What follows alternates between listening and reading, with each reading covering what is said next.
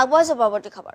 পৰকীয়া প্ৰেমৰ ভয়ংকৰ পৰিণতি, প্ৰতিবন্ধী সন্তানক এৰি থৈ মাতৃ আবদ্ধ হৈছে দ্বিতীয় বিবাহপাশত। আমাৰ বিতং খবৰ আছে, সেই খবৰ আগবঢ়াইছো। কিমান নিষ্ঠুৰ নিৰ্দয় পাশন হলে এগৰাকী জন্মদাত্ৰী মাতৃয়ে বিকলাংগ সন্তানৰ লগত এনে কাণ্ড কৰিব পাৰে। পৰকীয়া প্ৰেমৰ বাবে পাষাণ মাতৃয়ে বিকলাংগ সন্তানসহ 2 সন্তানক এৰি থৈ আবদ্ধ দ্বিতীয় বিবাহপাশত। জুৰিয়াৰ ঢিংবুৰী চাপৰি গাঁৱৰ ৰছিদুল হকৰ পত্নীয়ে আজিৰে পৰা প্ৰায় এবছৰ পূৰ্বে বিকলাংগ সন্তানসহ আন এটি সন্তানক এৰি থৈ পলাই গল পাৰ্শ্বৱৰ্তী গাঁৱৰ মুবাৰক আলীৰ সৈতে। কেৱল পলাই যোৱাই নহয়, বিকলাংগ সন্তানটিৰ চিকিৎসাৰ বাবে ৰাইজে আগবঢ়োৱা বৰঙণি আৰু চৰকাৰে দিয়া বিকলাংগ আঁচনিৰ 5 লাখ টকালৈ পৰপুৰুষৰ সৈতে পলাই যোৱাৰ অভিযোগ স্বামী ৰছিদুল হকৰ। ইয়াৰ উপৰিও সন্তানৰ সকলো নথি পত্ৰৰ লগতে বিকলাংগৰ ঔষধ আদি লৈ পলায়ন কৰাৰ অভিযোগ তেওঁৰ পূৰ্বৰ স্ত্ৰীৰ বিৰুদ্ধে। উল্লেখ্য যে এবছৰ পূৰ্বে পৰপুৰুষৰ সৈতে পলাই যোৱা পত্নী উভতি আহিব বুলি আশাৰে বাট চাই সন্তান দুটিক নিজেই লালন পালন কৰি আহিছে ৰছিদুলে।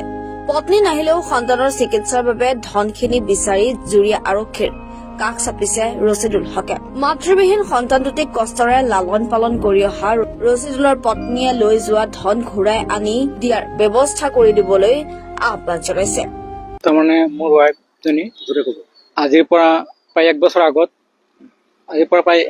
আগত দুটা ল'ৰা ছোৱালী, এটা বিকলাংগ ল'ৰা হয়, 5 বছৰীয়া ল'ৰা। দুটা ল'ৰা ছোৱালীৰ ডকুমেণ্টছ আৰু 5 লাখ টকাৰ লগতে GMCৰ পৰা চৰকাৰে দিয়া আপোনাৰ 25,000 টকাৰ ঔষধ, সেইখিনি লৈ তেওঁ গুচি গ'ল। আজি প্ৰায় 1 বছৰৰ কথা। 1 বছৰে তেওঁ আমাক বাঢ়াই নি আছে। তাক সঘনাই মোৰ লগত যোগাযোগ কৰি আছিলে। তেওঁ মোক কৈছিলে যে টকাখিনি ঘূৰাই দিব, সন্তানৰ যি 5 লাখ টকা, সেই 5 লাখ টকা ঘূৰাই দিয়াৰ কথা কৈছিলে আমাক। কিন্তু সেই টকাখিনি 1 মাহ 2 মাহ কৰি আজি প্ৰায় 1 বছৰ কৰি দিলে। এতিয়া মই ধৈৰ্যৰ সীমা পাৰ হৈ মই এতিয়া এজাহাৰ কৰিছো জুৰিয়া থানাত। হয়।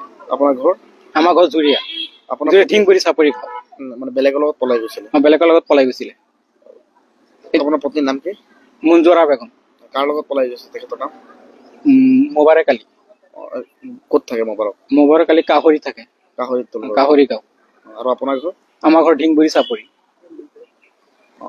তোমাৰ এই ল'ৰাটো যে, এই ল'ৰাটোৰ ৰাজ সাহায্যৰ টকাটো যে 5 লাখ টকা, এই টকাখিনি প্ৰায় 2 বছৰে ৰাইজে দিছিলে। ৰাইজে 2 বছৰে প্ৰায় ৰাইজ সাহায্য দিছিলে। সেই সাহায্যৰ 5 লাখ টকা লৈ গুচি গ'ল।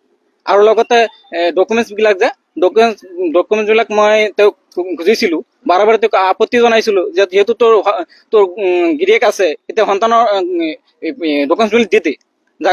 এই ডকুমেণ্টছৰ কাৰণে মই এতিয়া বিভিন্ন ধৰণৰ আঁচনিত নাম দিব পৰা নাই, বঞ্চিত হৈ আছো। তাৰোপৰি 25,000 টকাৰ যি মেডিচিনৰ কাৰণে এতিয়া ল'ৰাটো বাৰে অসুস্থ হৈ আছে। এতিয়া আমি সাধাৰণ চিকিৎসা কৰি কোনোমতে আমি হেৰি কৰি আছো কেঁচুৱাটো। বিকলাংগ হয়, 5 বছৰ বয়স হয়। 2টা সন্তান, এটা কন্যা সন্তান আৰু এটা পুত্ৰ সন্তান। এতিয়া মই নিজে এইবিলাক কৰিব লাগে। A to Z মই কৰি আছো, খোৱাৰ পৰা আদি কৰি আপোনাৰ খোজ কঢ়ালৈকে মই গোটেইখিনি কৰি আছো। 2টা ল'ৰা ছোৱালী। আজিৰ পৰা প্ৰায় 1 বছৰ আগত গৈছে।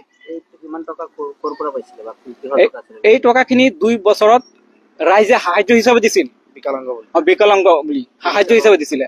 ইয়াৰ ভিতৰত 5 লাখ টকাৰ ভিতৰত আপোনাৰ হেৰি আছে, আঁচনিৰ টকাও আছে, চৰকাৰী আঁচনিৰ ধনো আছে ইয়াত। সেইখিনি টকা ইয়াত হৈ আছে। এইবিলাক মানুহৰ হাতত আছিলে, কিছু টকা তেওঁৰ হাতত আছিলে, কিছু টকা মানুহৰ হাতত আছিল। যি হিচাপে দিছিল যে সেইখিনি উঠাই লৈ গুচি গ'ল। আৰু বাকী 1,10,000 টকা ইতিমধ্যে আবদ্ধ কৰি ৰাখিছে ৰাইজ। কিছু 6জন লোকে তেওঁলোকে আবদ্ধ কৰি ৰাখিছে, মানুহৰ তাত আছে। সেইখিনি তাৰ কথাৰ কাৰণে আবদ্ধ হৈ আছে। মোকো নিদিয়ে, তাকো নিদিয়া হৈছে। এতিয়া মই কোনোমতে টকাখিনি উদ্ধাৰ কৰিব পৰা নাই এতিয়ালৈকে। আপোনাৰ নামটো কি আছিল? ৰছিদুল হক। আপোনাৰ ঘৰ? ঢিংবুৰী চাপৰি।